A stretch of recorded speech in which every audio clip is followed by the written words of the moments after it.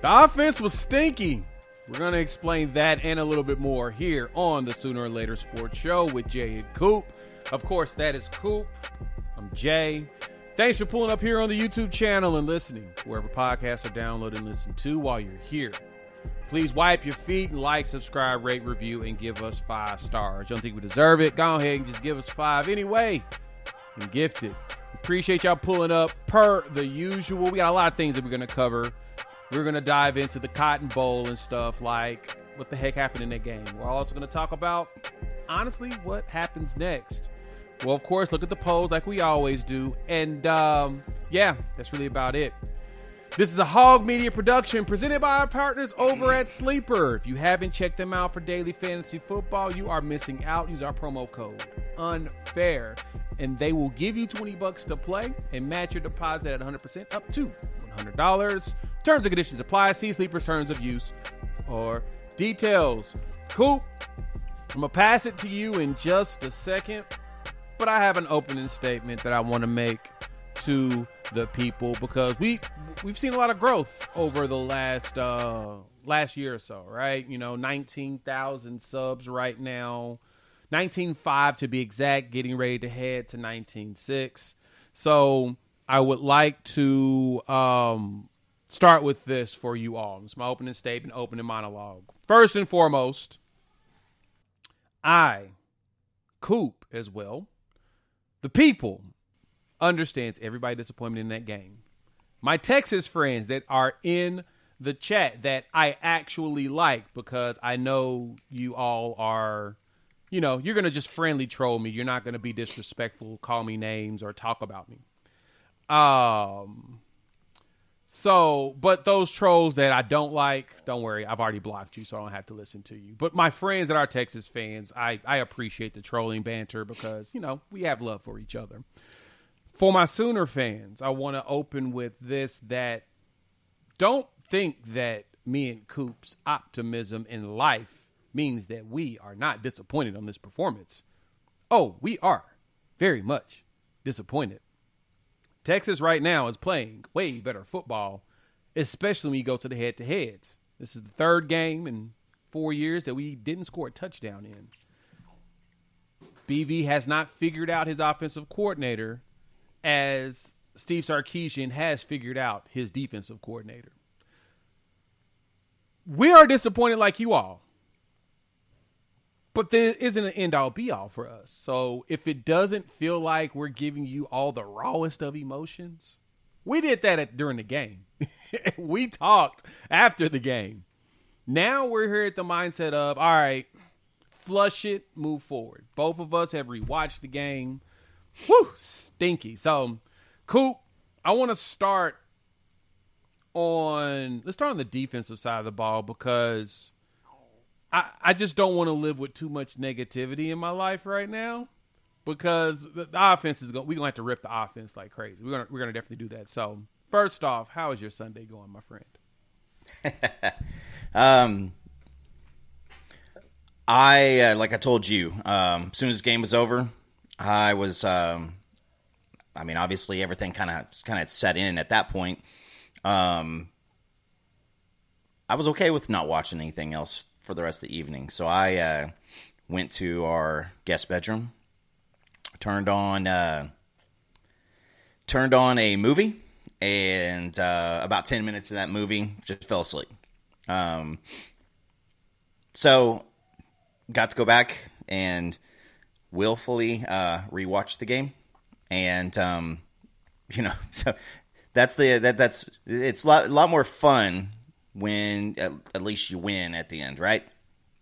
But I want to say this, Jay. I'll start it off this route. Congratulations to Texas. Both teams had issues. Both teams knew that the offensive line was going to have to be something that you overcame.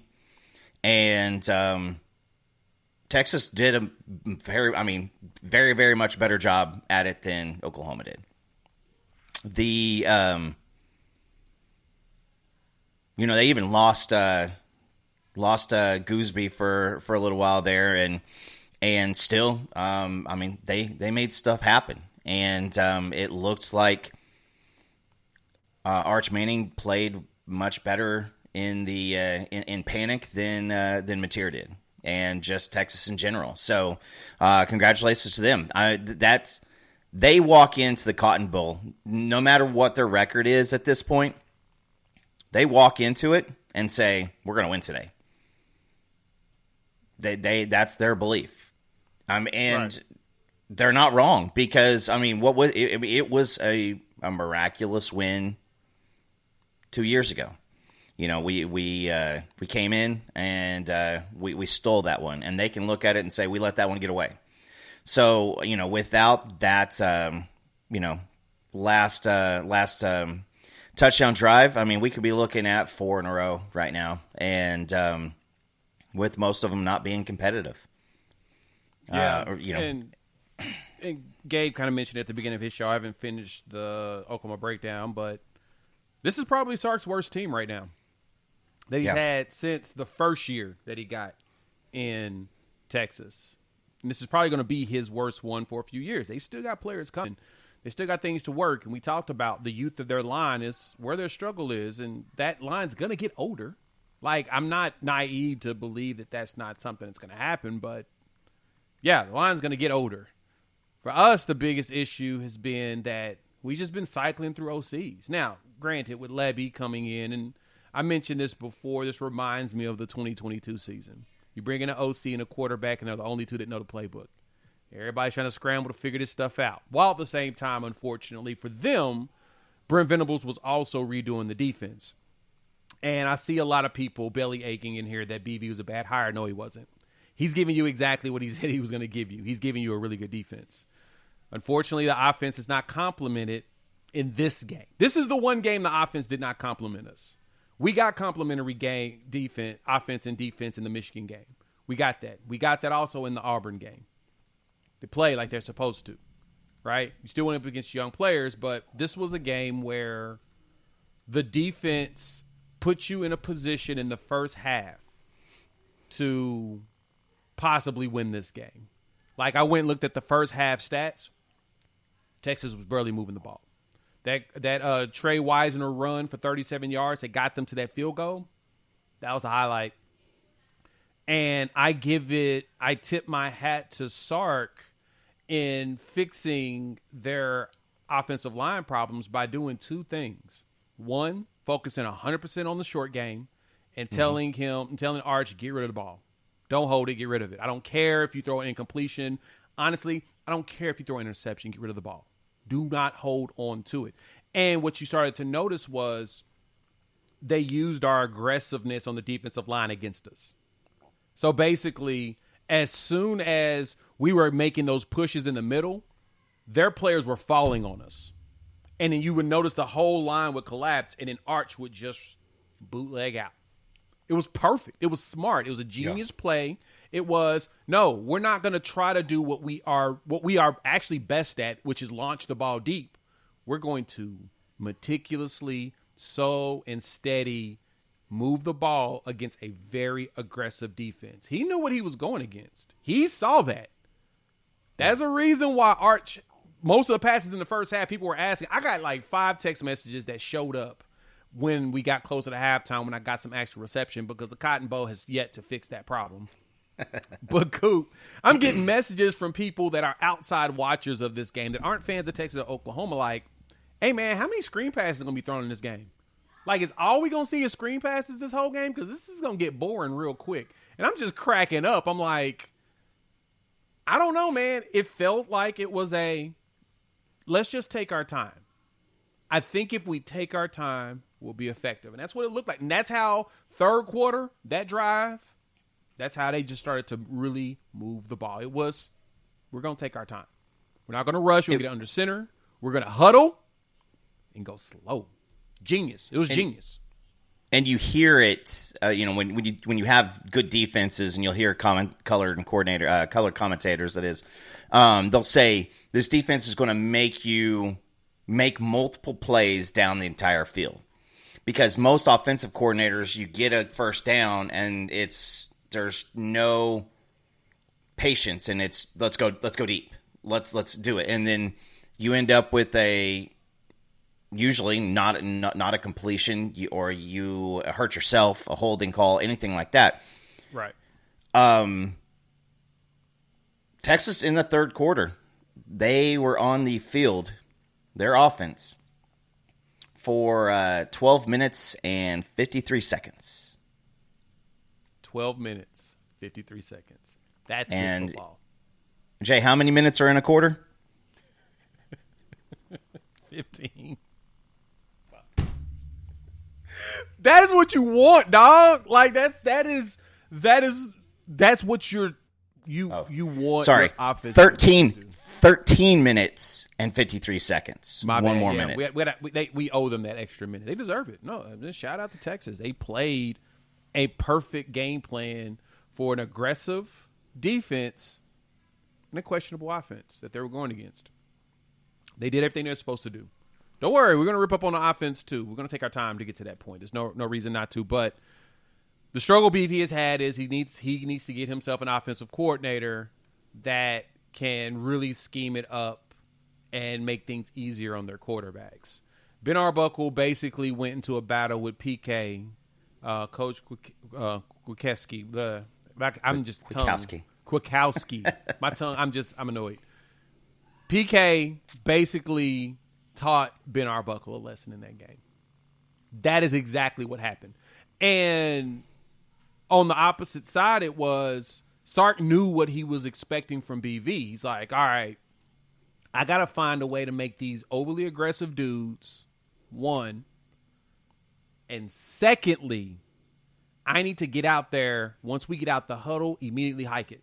Because you would notice that as BV was calling these plays, sometimes they weren't getting out there soon enough. Why? Because that's how BV does it. He literally does that. That is his setup. That's the way that he does things. It's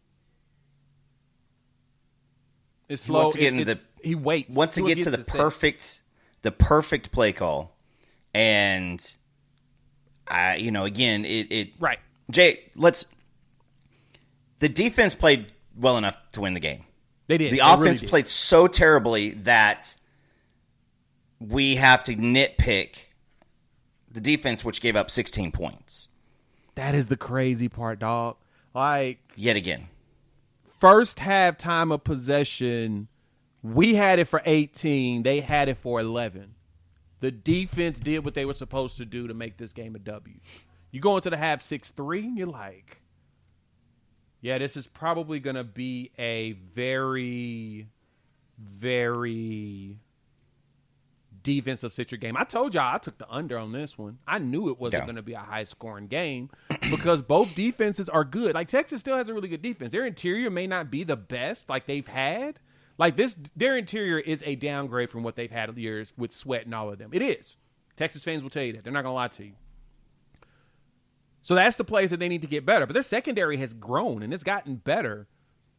And for them, that's where you see a difference. But back to the offensive side, their offensive line, they had dudes hurt. Like Campbell was limping out there, which DJ Campbell being hurt is not good for them going forward. We lost Derek Simmons. They lost losing DJ Campbell. Hurts. That's where the struggle is, right? They had to bring a freshman out, Nick Brooks, to play a guard. Like, they had challenges. Now, the Brooks piece kind of reminded me of when we had Caden Green. He played as a true freshman here in, 23.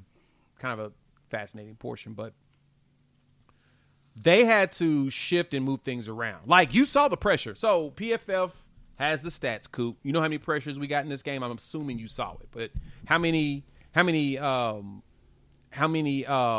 pressures did we get in this game? Did you look? I did not look at that one. So, pressures in this game, we got 25 pressures. 19 hurries. 25 pressures, dog. Like, we made them work for everything they got. And in the plays that Manning was able to make was when he rolled out and got smart and got the ball to the side of the field and got rid of it. There's nothing wrong with that. That's what you want. Yes. That's what we want. That's what they wanted. We wanted to make sure that he had to work for it, and he did. First half was it. third quarter was not it. That third quarter, they just kind of just grinded that entire drive. Like you said, what was it, 13 minutes and 50-something seconds in the quarter? They had the ball. 7-minute drive. We go 3 and out, and then a 6-minute drive. Yeah. And, first quarter, when I felt a little like, oh, man.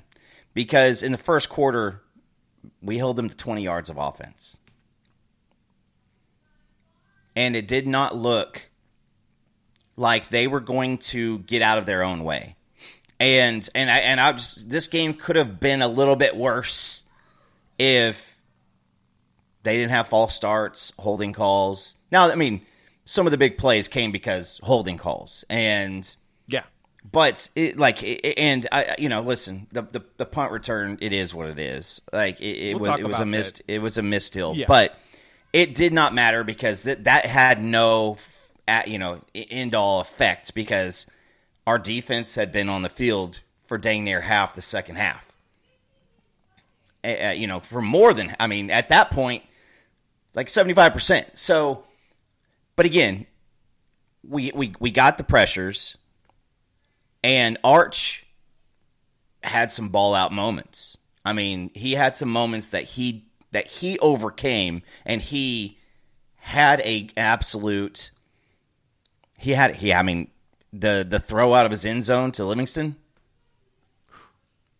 That was the switch of the game, right there. Yeah, it was. That one right there because you're. Every other game that we've had that situation happen, the quarterback either didn't throw a terrific pass. Everything had to go perfect for that. He had to roll out. He had to let it go right when he did. He was ready to go. But Arch Manning, his athleticism, and he made a lot of great plays when it was needed from him. And he avoided the big mistake. Told everybody about Arch that Arch was going to be just fine. I said that I've been saying that for months. Like, people don't want to hear me when I say I think he'll be just fine. He needs a year. He was going to need a year. He'll figure it out. And he did a great job of game managing this one. That's what you have to do to survive big, aggressive defenses like that. Is to really understand that you need to take your time. But they did that. Defense, yeah. That touchdown pass we gave up, I actually saw it. I'm watching Dobie and Peyton Bowen talk to each other. I'm like, they're gonna miss this dude. They got 3 dudes over there. We've got about 2.5 because one guy's back and forth. They're not sure. I'm like, they're gonna miss somebody. And as soon as it was hiked, I was like, dang it, they missed him. They didn't even see him go right behind him, and you just see them sitting there. And that's from me watching it from that end zone from the back. I'm just looking like, oh, please, you're going to miss this, aren't you? And they did. Smart setup of using, like I said, our aggression against us. But that was also that very long drive. So they did well with that. All right. Yep. We're going to talk offense. I know everybody wants to talk the O. Everybody's not happy with the O, and I get it. We'll complain together. But first, shout out to our partners here over at Sleeper. If you're not checking them out for daily fantasy football, you are definitely missing out. They provide you all some of the best odds out there, and one of the best things they're giving right now is $20 for just signing up. So let me go ahead and pick a couple of pieces real quick. Let's look. I'm going to go ahead and take Caleb Williams. We'll take him as the promo. He's a free pick. We'll take him more on his stats. We're going to look at, I'm going to take Cook as well. We'll go more on him, less on Thornton because I don't think his receiving yards are going to really hit. But all you got to do is pick 2 or more players, pick more or less on their stats, and boom, you are in the game. And so let's see if you can beat me, and I'll take Rome Odunze as a touchdown because I think Caleb will actually throw that. So check them out. Use our promo code UNFAIR.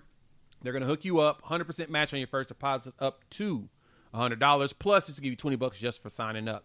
Terms and conditions apply. See Sleeper's terms of use for details. Thank y'all for pulling up per the usual. Hit the like button if you're new to the channel. Subscribe, rate, review, give us 5 stars. Shout out to my mods. They're working. If you're being disrespectful, they're probably going to delete your message. So watch yourself. I'm just going to tell you that now. We're all on edge, and I totally get it. We are all on edge. And that's nothing wrong with being on edge and being disappointed. But once again, my mods will not tolerate disrespectfulness outside of like just us individually being at us. Just be chill. We get it. You're upset. Cool. Deep offense. Jesus Christ. Again, Lord, have mercy. Pray for all of us. We need this because my goodness. What? Go ahead, Coop. I will say this. We know what the issues are. And we know what this offensive line, they're just not getting it. But I will say it's been the same story for 6 games, Jay. It's not a different story. The thing that really made today, or I guess yesterday, bad was the fact that it looks like John Mateer had not played football in 3 weeks. And BV gave us he's done no good on good. And I will shout out the Scoop guys, George and Eddie. I feel like at the end of the day, just focus on the damn team, coach your football team, and let's quit with stupid theatrics. Let's quit with everything. Let's quit with, the Mateer stuff. There's always been the stuff about Jade Knott. There's always been some cute crap. And we just got to, there's no game plan. There's no identity. This year on offense, it has been, okay, John Mateer go out there and do John Mateer things, and he has been able to do them. I don't know what the hell was going on at the end of the first half. That was some of the most ignorant, absent of football IQ, play calling. Everything about it was just ridiculous. But John Mateer, dude goes out and throws the ball 40 times? 17 days after surgery? 20 for 38. But that's your go. I feel like Arbuckle was scared to run the ball at times. Listen, Trey Wisner has the 37-yard. Our Mason Thomas lets him go. He takes off. He goes. Outside of that 37-yard, you hold him to 2 yards a carry. But you still got to count it, right? You still count the river card when you're playing Hold'em. You got 7 cards you get to use. If you quit running the ball altogether, you have no chance at keeping people off your quarterback. You've got no chance at breaking one of those bigger ones. And I feel like that was one of the things that was just really, really confusing. X-Rob been hurt all season. So listen, there needs to be a coming to Jesus meeting, and it needs to be not from the players. It needs to be from the coaching staff and be like, hey, listen, because, Jay, we're on the clock to go out to South Carolina, who just fired their offensive line coach, and listen, if you got Oklahoma coming in, this is a great opportunity for a big morale boost for your team because they're still ranked. Yeah. No, it is. But on offense, it is whatever's going on. Listen, if there's if anybody outside of pretty much Arbuckle at this point, offensive coach, if there was a notification that pops up in the middle of our show that Emma Jones, DeMarco, Bill Bedenbaugh, Joe John Finley, if any of those guys got canned tonight, I'd be okay with it. There's not one of them that I would not be okay, that I would be like, that doesn't make sense. Because Arbuckle took over this, whatever's going on with this offensive line. You can't keep 8 dudes healthy. On with wide receivers, I keep seeing really, really piss poor execution of routes, how you're running routes, where they're doing stuff, not sitting down. It's bad. And everybody wants to blow up Jade Knott for the end around. Or, it looked like he didn't block. That was on Burks. 100% on Burks. I don't know. Felt like he should have just at least went up there and put contact on. Yeah, I mean, Anthony Hill. I mean, it's Anthony Hill. You know he's going to make a play. You know who number 0 is on defense. Yeah. That's like ignoring David Stone. It is. But I will just say this, is there's nobody out there that looks – I mean, there's no coach out there that I feel like is really just crushing it. No, and it's hard. I don't think you're wrong there at all. Like, to me, it's like every OC we've brought in hasn't brought in their own staff, right? We've got people that kind of held over.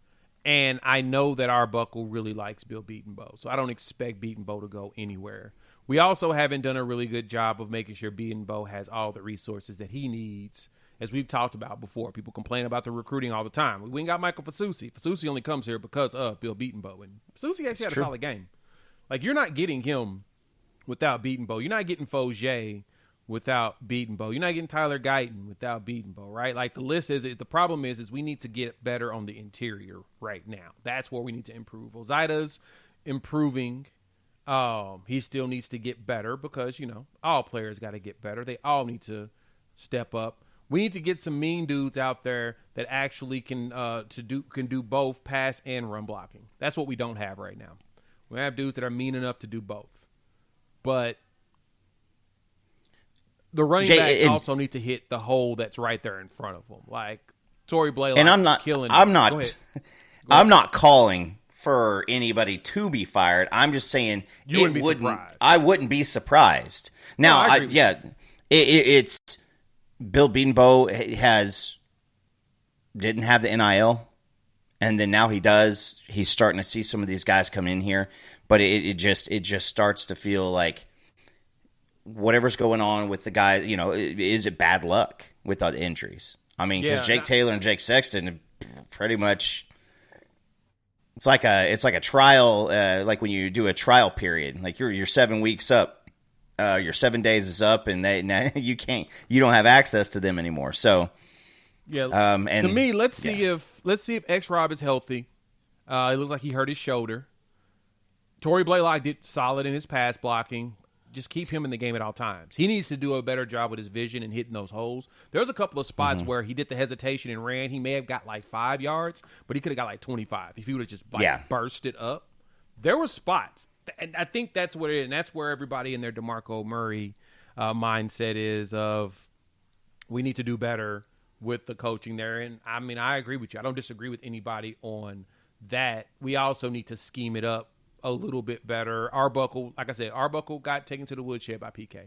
Kwiatkowski knew exactly what he was expecting from this dude, and he was like, all right, I'm gonna make sure that he is forced to go underneath at all times. He will not beat me deep, but I will have my linebackers hover well enough and stunt well enough to where he feels pressure when it's not really there. So remember, I noticed one thing about Mateer. During the game, he kept putting his hand behind his back like this. I went and watched the game again, and I just saw nothing. As the game continued, those white pants got a red spot on them that got redder and redder and redder as the game progressed. Dude was bleeding from his thumb. Now, he'll tell you he didn't feel no pain. He was good. He was playing. But I think that ball started to get slippery in the second half. I think that blood was starting to run and get into the way of what he was trying to do. And you could tell. And kind of as it was mentioned in the comment section, and I said this on my morning after video, you should have just went in and played Hawkins in the second half. Because I know Michael Hawkins would have went out there and at least continued to do the slow and put a similar game plan as Arch. Just go slow and steady. Mm-hmm. Keep pushing that ball up the field because Hawkins can do it. He would have caused them to have to think about it. They would have made Kwiatkowski think. PK would have had a plan, but he still would have been thinking. And that's what you wanted to do. That defense didn't feel like they had to think. Felt like they were just kind of in autopilot the whole time. Because if you set that up properly, you figure out a little option play or something. I think that Hawkins could have been very serviceable. Heck, Hawkins could have probably kept the chains moving. That's the most important part. Second half, you couldn't keep chains moving. And I don't know if the defense even felt confident in the offense at that point. Why would you? yeah, the way they performed. Like, I mean, I looked at the third quarter. I mean, as you mentioned, right? Third quarter, we got 5 yards. Hey. 5 yards in the third quarter. And I'm not joking. That is for real, because there was only 3 possessions in the third quarter. Texas touchdown on a 75-yard drive on 14 plays, 7 minutes and 11 seconds. They were 10 for 17 on third down. This was the only team that's been very successful on us on third down so far this season. Still highly ranked in the country, but this was the only team that found success on it. Because Texas went out there and made a plan. It was slow down. They had a ton of penalties. A ton of penalties. We did what we were supposed to do on the penalty side. I mean, they had, 4 for 31, and it was like at the wrong times every time. They still found a way to take your time. For us, man, and if everybody's asking the question, why would we play an injured John Mateer in this game instead of going ahead and throw Hawkins out there, keeping it a buck is very simple. Arbuckle and Mateer are the only 2 dudes that know the playbook inside out. They're the ones that can make the on-the-spot adjustment. Mateer said he felt good. I get it. I wouldn't have done it. I would have ran a more scripted offense. Because remember, Buck ain't been here a year yet. He hasn't. Same thing with Lebby. When Lebby had Dylan our first year, there was a lot of figuring stuff out. Plus, BB was figuring out the defense. But 23, you saw a different animal. Because everybody had that offense in their system. Right? You only had a couple of new people to teach. A couple. Like the new receivers you brought in the portal, but you had dudes that you held over from the year from 22 that was understanding the offense, understanding the placement, where they need to be, and also understanding Dylan Gabriel's arm. A lot of these dudes don't know Mateer's arms. But outside of that, though, Coop, this is the thing that bothered me the most about how this offense played. And y'all are all on the run game, and I totally agree with y'all on that. Dog, people were wide open. There was a bunch. There were wide open receivers streaking. The interception, the first interception that Mateer threw, and this is why I lost my mind. I'm watching it from the end zone at the game, and I'm like, dude, Satania's wide open. It looked like he panicked and threw it into triple coverage. I go back and rewatch it at 2:30 this morning because I couldn't sleep. I'm looking at this, and I'm like, and they said in the broadcast, Satania right here, wide open. And I'm just like, son of a, come on, man. He was right there. And that's the thing that got me, is that he was right. Satania was open. There was a few times. Shout out to him. If I'm going to give some good love in this game, in this one, Burks had one of his better games. You start to see him really moving around. Satania's butt was finding ways to get wide open a lot. Like a lot in this game. Weren't hitting him. And even Mateer said it. My eyes was in the wrong spots. He was more concerned about not making mistakes, that he made a bunch of them. So, I gotta wait another year to play against him. The questions in the comment section. I promise you, I think Mateer's coming back next year. There's no reason for him to leave now, unless he goes for like $350 a game for the rest of the year. Dude will be back. No, and when it all breaks down, is Texas found a way in the second half. And John Mateer, dude didn't play in the third quarter. You had literally 3 plays. Those 3 plays didn't go well, but going into that, BV always talks about you got to win those final 4, and that, the final 4 going in, final 4 coming out, first 4 of the game, last 4 of the game, right? So you basically could go up 9-3 with whatever momentum that there was to be had. You don't do it right. I don't know what happened. Then you got then you come in, you go through the first drive for Texas. You go 3 and out. We go 3 and out quite often on our first second half possession. Like it's a common theme. I'd like to see. I bet we do it more often than not. And then John Mateer doesn't get back in, so he had plenty of rest. Yep, he had plenty of rest. He literally played for 3 snaps in a 25-minute period. Dog, and 3. 3. I mean, he throws the interception. 3. He throws the interception at the end of the first half. Hey, and man. Then Stop. We're going to talk about that right now. Hey, man. Look. I understand the sentiment of Burks is just out there. I'm going to chunk it. My boy, Deion Burks is 5'9". We don't Very do much. that with a 5'9" wide receiver. You hit him streaking. He was open too initially, but it was the hesitation. It was. It was the hesitation that kicked our butt in that play. The time management piece. We talk about BV and his struggles with that. I think this was on Arbuckle. They probably should have called a timeout as soon as they made that substitution and Texas took their time. Should have immediately hit the boom. Gives you about 35 seconds. You could have got it to about 30. You realize what was happening. Called a timeout. You knew it was going to go down. Use that timeout there instead of at 10. You could have got a play off. You could have probably got that quick play off to Burks. Get the first down. The time's going to stop. You run up there. You spike it. Get your field goal. Walk out the door. Or you hit for the end zone. You don't make it. And you kick the field goal. Let Sandell show you what that left leg looked like. You didn't do that. That pass was ridiculous. You threw it right to Manny Muhammad, giving him 2 picks in this game. Straight to him. That was the problem. Like the third interception was a tip pass that, off multiple hands. Yeah. That one, egregious. Egregious, Coop. Why would you even flick it to the right? You at least had 2 dudes over there playing, somebody play jump ball. No. If you do that to me, if you're going to just throw it out there to somebody, Giovanni Gibson needs to be that dude out there doing that. In which, luckily, he should be back next year as well. And here's the thing. When it's all said and done, man, I just really feel like maybe it was a mistake to have Mateer out there. I mean, he threw a lot of balls in harm's way, and he's gotten away with a lot this year. He's gotten away with a lot. He's already thrown several interceptions, but he's had a lot dropped too. Texas just caught him. They got him this week, and this is one game. But I will have to say this. I mean, going into next year, I don't care what the record is. I think that I will be hard-pressed to pick OU to beat Texas next year until they show me that some of these coaching gaffes and this just mental blocks have been fixed.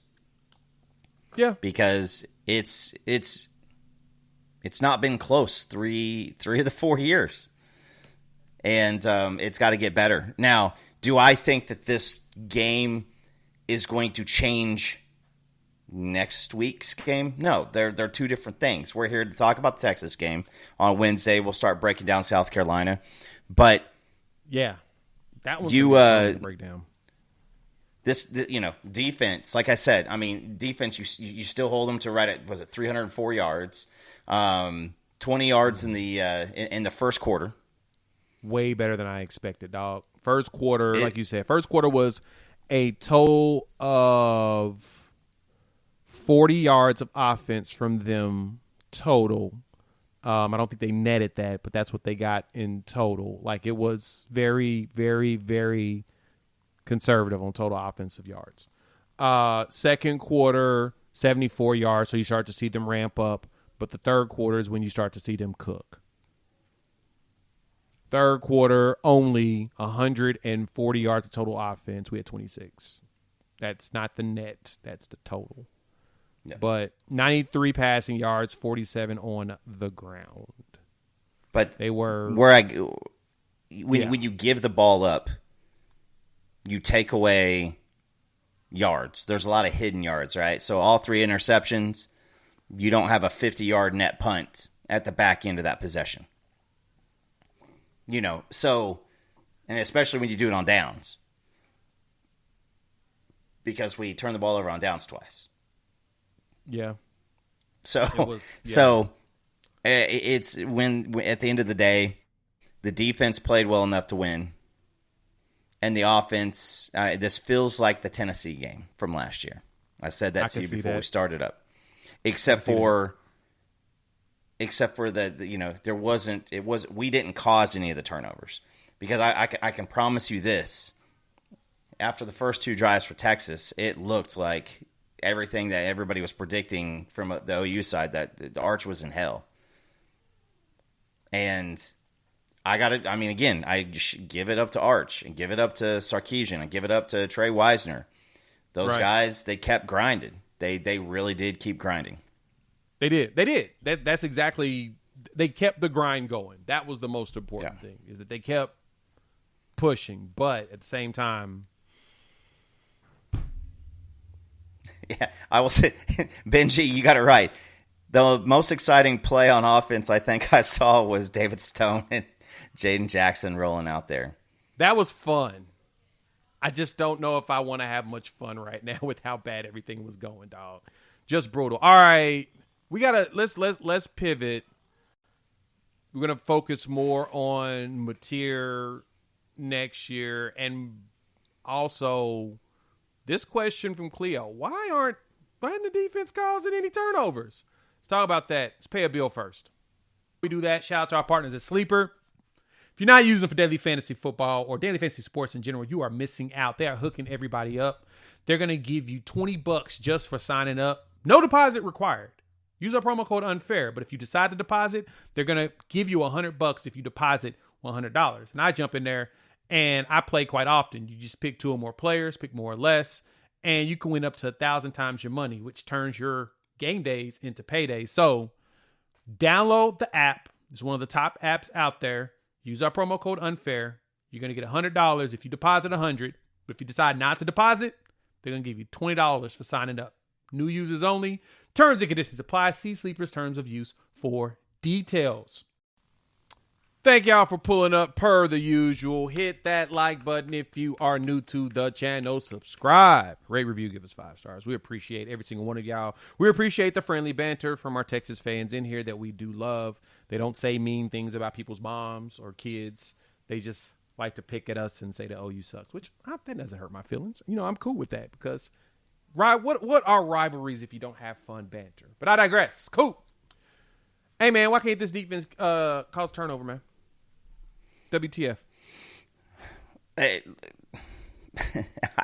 I will say this. I'm putting you on the spot. You need to give me the answer. You guys, hey, guys just told, when it's running plays, Trey Wisner got damn near ran through a wall when David Stone was, in the air, drills him on the side. Wisner holds onto the ball. I haven't seen a lot of, there's been drop balls, a lot, but nobody's putting the ball in conflict. It's just not happening. And I don't know how many of the, what did Arch throw? 27 passes. 27 throws, right? Average 6 yards per throw. I think he had 3 passes that went more than 10 yards downfield. Their team's just not putting. They know that they're going up against a strong defense, and I don't understand how no fumbles are being caused because we've had crappy defenses and been able to, and had more turnovers than this. And that's the bad part. As you say that, it doesn't even seem like we're trying to punch the ball. We're just missing tackles. Like we missed, how many tackles did we 12 miss in this game? 12 tackles. 12 tackles. We weren't even trying to punch the ball. It was just the basics were bad in this game. And that's not something I would have expected out of this defense because they have been playing very good. Like, you're going to give up one big one because you get a little over-aggressive. That is how this defense works. I have no problem with that because overall, that usually doesn't lead to points. We won't complain about that. Yeah, if I give up a 50-yard run, cool, and then I force a field goal or you miss a field goal, that's a win for us. You get a field goal. Sometimes you give a big one and they get a touchdown like Michigan did. But for the most part, we weren't really giving up plays like that. Arch only got 1 passing touchdown. So you could tell that it was a dink and dunk type setup of, hey, man, just don't put the ball in harm's way. Smart strategy. That's not even a knock on Arch. That is more of a, no, we're going to play in the confines of this offense because we know what this defense is capable of. That's more of a respect for what the defense plays than anything. Keep that in mind. I appreciate the fact that they were they had a strategy. Well, you look in the first quarter, and why did they have such bad luck converting anything? Because they kept on putting themselves in harm's way. That was a negative play, a throw behind the line of scrimmage, a big loss on a running play, penalties, and they said, well, let's just do this. Let's simple concepts, get your 3, get your 4, get your 5, and then continue on. And when you don't put yourself in 3rd and 23, things are a little bit easier, turns out. And while we're, chucking the ball up downfield and praying for a miracle. So, I mean, that's a big thing is we don't have a lot of quarterbacks that are going up against our defense and like, hey, I'm just going to throw it up downfield and we'll see what happens. Like those types of things aren't happening. They don't throw the ball over the middle of the field very much. I mean, you're running rub concepts and you're throwing the ball. If you're going to, it's going to be your guy or it's going to hit the turf. And there was one concept and the ball got. I don't know. It was in the second quarter, but ball floated in the air, and I was like, surely somebody from our team is going to be there. Nope. And the ball lands, and then it pans out, and you see like 10 yards, 15 yards, and then you see, the southern Dallas, and then finally one of our guys comes in the screen, and I was just like, who the hell were they guarding? Like, there's 3 guys back there guarding one guy, and there's just nobody in that spot. I mean, it's still baffling to me because you got 2 turnovers versus Kent State. That's it. Who actually whooped the shit out of some, whoever they played this weekend. But did they dominate somebody this week? Oh yeah, tell me that. They like 48-14 or something like that. They did really.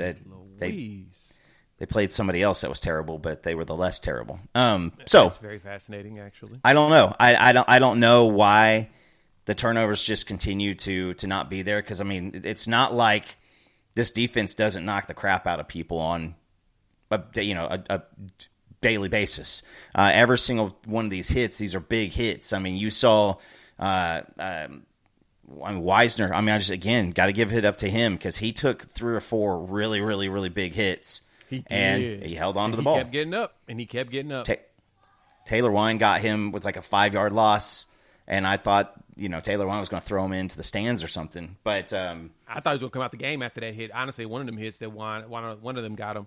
I was like, ooh, I think they may have to pull Trey. He looks, and actually, I think he came out, and then he came back in. He did. Like, he went up the tunnel. He's like, hey, shoot me up. Shoot. Go ahead and shoot me up, dog.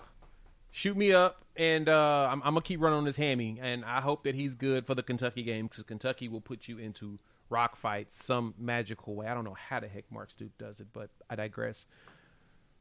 I expect after this one, man. So going into this weekend, I saw FanDuel's early lines and some of the other early lines out there. It appears that we are a 4.5-point favorite going to South Carolina. Now, understand this. South Carolina is bad. Like, bad. They're us without a defense. They can't run. I thought Faison was going to be a good back for him. He hasn't figured it out. Lenore Sellers, everybody's question about him throwing the ball has now starting to show in his head. Like, he just does not look like, I mean, Matt Fuller right now is kind of their top back for the most part because Faison's not showing up. Nick Harbor's not doing anything. Sellers is not playing good. And then South Carolina just fired their offensive line coach right before they play against us. Like, we thought South Carolina was going to be the sleeper team this year, and it does not look good. We're going to break that down, of course, on Wednesday because there's a lot to talk about going into that game. But, dog, things do not look good for them right now. I will say this. The year where the Belldozer was invented, we went out, lost to Texas, had K-State on the road that very next week. And I want to say it was like a 48-0 type of a game. Like, we kicked the living crap out of K-State. We showed up for a team. Change. And so what needs to happen going forward, like, here's the thing, is there has to be, like I said, I think a coming to Jesus meeting between all those offensive coaches and be like, guys, we're not going to be here next year if we don't figure some of these things out. Yep. Now, it's a different game. It's like I said, Texas has got it. They walk into this game every year now thinking it doesn't matter. I mean, Texas could have not won a single game, and they would be walking in that game going, but this is where we get number one. I think Malik Muhammad not being at the Florida game, I think that hurt them. So it does not matter from this point on. Yeah. This is the last unranked team. There's no easy games left on the schedule. Nope. And now we get to show who we are, and if we are who we claim that we should be. This is now the time. We're going to show it because we're going to be going up against, like you said, this schedule does not get easy going forward. Look at the rankings. Let me see. Because, of course, top 25's dropped. AP poll, coaches poll, all the polls that most of us do not like anyway. We don't respect their polls. We don't like their kind. They say something about you people. Let's see if I can. And I will say this also. Congratulations, Texas. We actually threw that game so that you guys could be ranked again. So that's actually pretty funny. That's a funny thing to say. We wanted you. We wanted you back in there. Yeah, we missed you. Even though they were in the coaches poll or whatnot. Yeah. Top 25 polls are here. We dropped to 14 on the AP, and we are 13 on the coaches polls. Coaches actually like us a lot more. Texas moved up to 17. I think they were in the 20s in the coaches poll, and now they're number 21 in the AP. In which, truth be told, I don't know why the AP actually dropped them so fast. Good thing they did drop Penn State because, Penn State deserved to be completely dropped out of there. But it's kind of fascinating. It could be worse. Could be worse, Sooner fans. Yeah, goodness. They fired their coach. Hey, so let me ask y'all this. So we see the polls, polls, whatever. Just keep winning, baby. I say the same thing every single time. I just keep winning, man. That's all you got to do. And, Michigan losing to USC got them knocked off. But let me ask this question, though, Coop. Do we dodge a bullet with Jim Knowles not coming here?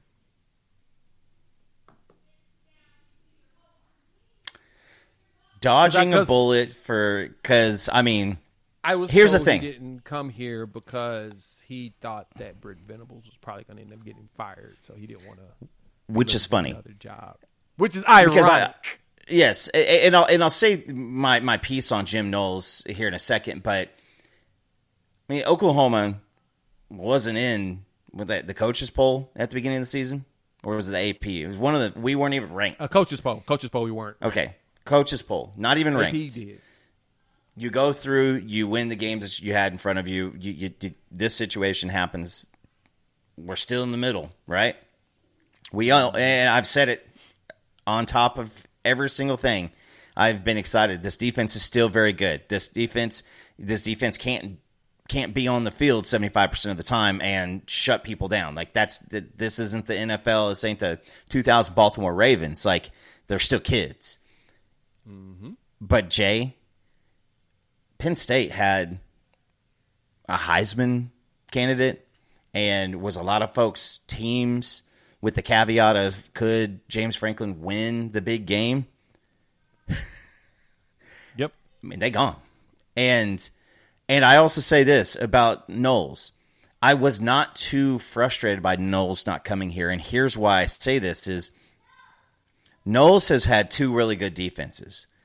Both times he had the really good defenses, he had a bunch of 4th and 5th year seniors and juniors at Oklahoma State, and then he had a bunch of that same situation last year at Ohio State, a lot of older players. And he was there for an additional year. It takes about 2 years to get a DC's defense really in position because you got to get your guys, you got to get them up to speed, to the calls, to making adjustments. And that was the thing my complaint about BV in this game was we've got to do a better job of having 2 or 3 plays ready and have them just get in position because that's what Texas did. They huddled up and said, we're not going to let you see what we're doing. And you're not going to be able to quickly get your play in. It was as soon as they hiked it, we're still what the call is. We need to get those calls, just get a few options and let Kobe and Kip let the mic do their job. You guys make your adjustments, communicate with your teammates, and go from there. But yeah, it takes time for that. And so now, I mean, Knowles may have a chance to get the head coaching job there, though, if we're being honest. But it's funny. This is why I said the defense is still good. Texas averages 399 yards per game, and we held them 99 yards less than what they normally go for. Well, about 90 yards less. That's a good and we suck on offense. And they kept us at about the exact same spot. Again, defense did not lose that game this week. You go out and you can, make one of those field goals into a touchdown, not have the field goal at the end of the half, and then do anything on the fourth. But BV, this game last year is where we saw it, and Sarkisian had it. We saw it last year. There were so many play calls where they were staring over at the sideline, and that's when it became a big talking point last year. So, but BV is going to do what BV is going to do. It is what it is. So, yeah, you gotta. Hey, but going back to Penn State, it's not even that Penn State lost back-to-back games. Penn State lost to UCLA and then Northwestern. I mean, yeah. The game's a game, man. So it could be worse. There's always somebody else having a worse day. But yeah, I mean, this is going to be a big week. Going to need to get back on, finding some kind of offensive identity. Do I think Mateer is probably going to play better this week? Yeah, I do. It looked like he was rusty. It looked like he was not operating off of instinct. He was being impulsive. He was being reactive, and he's going to have to go out there and put together a good week of practice. And I did hear that Simmons, I think it's just the ankle. It looked like it might have been a knee when he got rolled up on. But it's guys.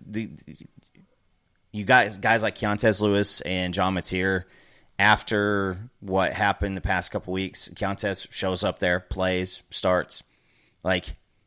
So that's a big difference I see in this year's team versus last year's. Somebody got hurt and you're like, God, will we ever see them again? And I think that a good week of practice with Giovanni Gibson needs to be had. I think he's about there. I mean, that pass play was very interesting, but it looked like he was getting himself going. Well, I want to see somebody throw him the ball. Yeah. And again, if he didn't get any run time with Mateer during practice, that's it. So yeah, that's what we need. We just need a good practice, and we'll be good. We should be able to get him going. I would like to see more Giovanni Gibson moving forward. I want to see more Zion Kearney as well. The defense overall, though, like I said, they play solid, except that third quarter was awful. Awful. But the wide receivers played good. They caught. They made their blocks. They kind of did what they were supposed to. The biggest question was, is somebody going to throw them the ball? And, well, there's that. But then, Kanak had a drop on the first play of the game. Ott had a drop. I think there was one other one, and that didn't help things out either.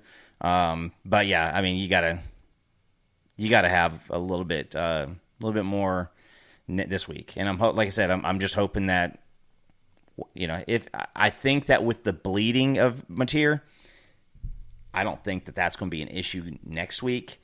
Or this week, that is. Again, I think at this point, I mean, his hand was cut open 2 weeks ago, and the stitches popped, and he was bleeding. Very gross. Very gross, very disgusting. Did not expect to hear that. When I heard that, I was like, ew. That's not what I was expecting to hear. Do you expect to see Jade not anymore going forward? No. I think he's done. That experiment is over. Yeah. That experiment is 100% done. Like, there's no value in even trying to do that again. Like, for what? Right? Like, what's the value of it? It's just if you get, I guess I still don't know what's Tatum, what's his availability look like. Because, he was going through walkthroughs against Kent State and against Auburn, and we still haven't seen him. You saw X was out there, which, again, just kind of blows my mind. X not played all season long and getting meaningful snaps in the first quarter. Again, I don't. And Jimmy, it ain't Nagy's fault. Is just a mental midget, and he just can't get out of his own way. But if you got something wrong, you got the yips, and you can't press it through mentally. It doesn't matter how gifted talent your athleticism is. Right. You see it in any sport. You get a shooter who can't get out of his own head, he ain't going to hit three-pointers anymore. You see a pitcher who can't hit the strike zone, he's moving out to right field. Yeah, sucky part for the Idaho situation. He's a senior. I think he's got his 5 games in. I was hoping he's going to be something. But, yeah. Maybe you can go out there, Jay. You can give us some snaps, right? Yeah, I'm good on that. But he needs to get himself ready for the league. That's basically what we have to do now. He's going to have to. It's not getting drafted. I didn't say he was getting drafted. I was saying he's going to have to go play. He can get signed by somebody. He's going to have to show that he's got the work for it. He couldn't show it on the field. He's got a lot, and the SEC was been in the best place to show it. Yeah, didn't work out. Didn't work out. Sucks, but it's no different than your NFL team signing somebody and it just didn't work out. That's the game. The game is the game. So, all right. I just want to see more Torrey Blaylock. He did good in pass block. Just give him the ball a lot. Hopefully, Tatum and X-Rob gets over their dings and they can play soon. But any final thoughts? Let's get out of here. No, that's it. It was bad. Yeah, we just got to get it going because let's see here. None of the running backs were on the injury listing, and from what I'm understanding from one of the folks is I don't think that if you're listed as scout team that you have to, and you're hurt, they don't have to put you on the injury deal. So unless